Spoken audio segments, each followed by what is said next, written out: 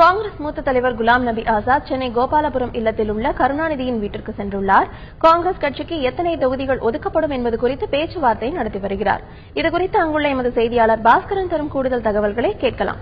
பாஸ்கரன், காங்கிரஸ் மூத்த தலைவர் குலாம் நபி ஆசாத் மற்றும் கருணாநிதியின் திமுக தலைவர் கருணாநிதி இடையே நடைபெற்று வரும் பேச்சுவார்த்தை குறித்து சொல்லுங்கள். காங்கிரஸ் கட்சி சார்பாக போட்டியிடக்கூடிய தொகுதிகளுக்கான பட்டியலை திமுக தலைவர் கருணாநிதியிடம் காங்கிரஸ் கட்சியினுடைய மூத்த தலைவர் குலாம் நபி ஆசாத், காங்கிரஸ் கட்சியினுடைய தேர்தல் பொறுப்பாளர் முகுல் வாஸ்னிக் ஆகியோர் கோபாலபுரம் இல்லத்துக்கு வருகை தந்து திமுக தலைவர் கருணாநிதியை சந்தித்து தொகுதி பட்டியலை கொடுத்திருக்கின்றனர். திராவிட முன்னேற்ற கழகமும் காங்கிரஸ் கட்சியும் இணைந்து இந்த சட்டப்பேரவை தேர்தலை சந்திப்பதாக ஏற்கனவே கூட்டணி உறுதி செய்யப்பட்டிருக்கிறது. கூட்டணி சார்பாக காங்கிரஸ் கட்சியினுடைய சார்பாக போட்டியிடக்கூடிய தொகுதிகளுக்கான பட்டியல் இன்று வழங்கப்படுகிறது. அதைத் தொடர்ந்து திமுக தலைவர் கருணாநிதி அவர்கள் காங்கிரஸ் கட்சி எவ்வளவு இடங்களில் போட்டியிடக்கூடிய வாய்ப்புகள் உள்ளது என்பது கொண்ட அதிகாரப்பூர்வமான தகவலை அறிவிப்பார். காங்கிரஸ் கட்சி சார்பாக கடந்த சட்டப்பேரவை தேர்தலில் 63 இடங்கள் ஒதுக்கப்பட்டது. 5 இடங்களில் காங்கிரஸ் கட்சி வெற்றி பெற்றது. இந்த முறை 40 இடங்கள் ஒதுக்குவதற்கான வாய்ப்புகள் உள்ளதாக காங்கிரஸ் கட்சியின் வட்டாரங்கள் தெரிவிக்கின்றன. குறிப்பாக 35 40 இடங்களுக்குள் அவர்கள் போட்டியிடக்கூடிய வாய்ப்புகள் உள்ளது. இருந்தபோதும் காங்கிரஸ் கட்சி சார்பாக 50 இடங்கள் தொகுதி பட்டியல் வழங்கப்படுகிறது. அதுல வெற்றி வாய்ப்புகள் உள்ள தொகுதிகள் உள்ளிட்டு ஆராய்ந்து பார்த்து திமுக உடைய தொகுதி பங்கீட்டு குழுவினுடைய தலைவரான திமுக உடைய பொருளாளர் மு.க. ஸ்டாலின் மற்றும் துரைமுருகன் ஆகியோர் உடன் இருக்கின்றனர். காங்கிரஸ் கமிட்டியினுடைய மாநில தலைவர் ஈ.வி.கே. இளங்கோவனும் தொகுதி பங்கீடு குறித்து தற்போது பேசி வருகிறார்.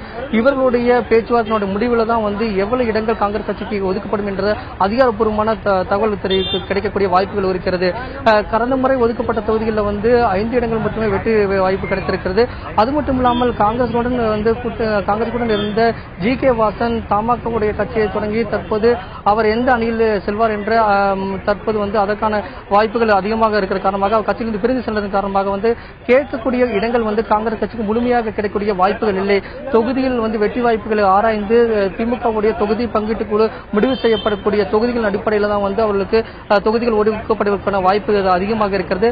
இதன் நிலையில் பார்க்கும்போது 30 40 தொகுதிகளுக்குள் இடங்கள் ஒதுக்கப்படுவதற்கான வாய்ப்புகள் அதிகமாக இருக்கிறது. இதற்கான பேச்சுவார்த்தை தான் தற்போது நடைபெற்று வருகிறது. இதனுடைய முடிவில் தான் காங்கிரஸ் கட்சி தமிழக சட்டப்பேரவையில் எத்தனை தொகுதியில் போட்டியிடக்கூடிய வாய்ப்புகள் உள்ளது என்பது போன்ற அதிகாரப்பூர்வமான தகவல் வெளியாகும். இந்த பேச்சுவார்த்தையில வேற யாரெல்லாம் கலந்துட்டு இருக்காங்க பாஸ்கரன்?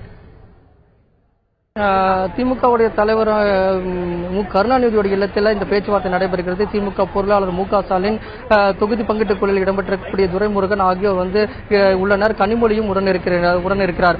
அதே போல கட்சியினுடைய மூத்த தலைவர் குலாம் நபி ஆசாத், முகுல் வாஸ்னிக், தமிழ்நாடு காங்கிரஸ் கமிட்டியினுடைய தலைவர் ஈ.வி.கே. இளங்கோவன் ஆகியோர் வருகை தந்து திமுக தலைவர் கருணாநிதியுடன் தற்போது பேச்சுவார்த்தை நடத்தி வருகின்றனர். இதனுடைய முடிவில் தான் காங்கிரஸ் கட்சி எவ்வளவு இடங்களில் போட்டியிடக்கூடிய வாய்ப்புகள் உள்ளது என்ற போன்ற அதிகாரப்பூர்வமான தகவல் கிடைக்கும். தற்போது பேச்சுவார்த்தை நடைபெற்று வருகிறது. முதலில் எவ்வளவு இடங்கள் போட்டியிடக்கூடிய வாய்ப்புகள் உள்ளது என்பது போன்ற தகவல் வெளியிடப்படும். அதைத் தொடர்ந்து ஒதுக்கப்பட்ட தொகுதிகள் பின்னர் அறிவிக்கப்படும். ஏற்கனவே அதாவது திமுகவுடைய கூட்டணி இடம்பெற்றிருக்கக்கூடிய இந்திய யூனியன் முஸ்லீம் லீக்குக்கு 5 இடங்கள் ஒதுக்கப்பட்டிருக்கிறது. அவர்கள் 15 இடங்கள் கேட்டு பட்டியலில் கொடுத்தார்கள். 8 இடங்கள் ஒதுக்கினால் போதும் என்ற போன்ற வெற்றி வாய்ப்புள்ள தொகுதிகள் பட்டியலும் அதில் கொடுத்தார்கள். ஆனால் திமுக சார்பாக 5 இடங்கள் ஒதுக்கப்பட்டிருக்கிறது. ஏற்கனவே இந்திய யூனியன் முஸ்லீம் தொடர்ந்து மனிதநேய மக்கள் கட்சி திமுகவுடைய கூட்டணியில் இருக்கிறது. அதைத் தொடர்ந்து புதிய தமிழகம் உள்ளிட்ட கட்சிகளும் இடம்பெற்றிருக்கின்றன. எஸ்ஐபிஐ கட்சியும் தொகுதி பட்டியலுக்கான பட்டியலை கொடுத்திருக்கின்றன. அவர்களுக்கு எவ்வளவு இடங்கள் ஒதுக்கப்படும் என்ற போன்ற தகவல்கள் தற்போது வரை வெளியாகவில்லை.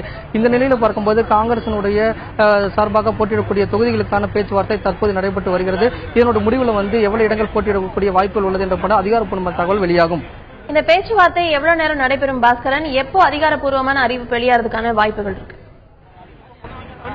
ஏற்கனவே கனிமொழி டெல்லி சென்ற போது இதுக்குரிய பேச்சுவார்த்தை அனைத்து முடிவுகளும் எடுக்கப்பட்டதாகவே திமுகவுடைய வட்டாரங்கள் தெரிவிக்கின்றன. அது மட்டும் இல்லாமல் ஏற்கனவே அதாவது காங்கிரஸ் கட்சியினுடைய மூத்த தலைவர் குலாம் நபி ஆசாத் திமுக தலைவர் கருணாநிதியை சந்தித்து கூட்டணி உறுதி என்ற போன்ற ஏற்கனவே இது இயற்கையான கூட்டணி அப்படிங்கிற தகவலை வெளியிட்டார்.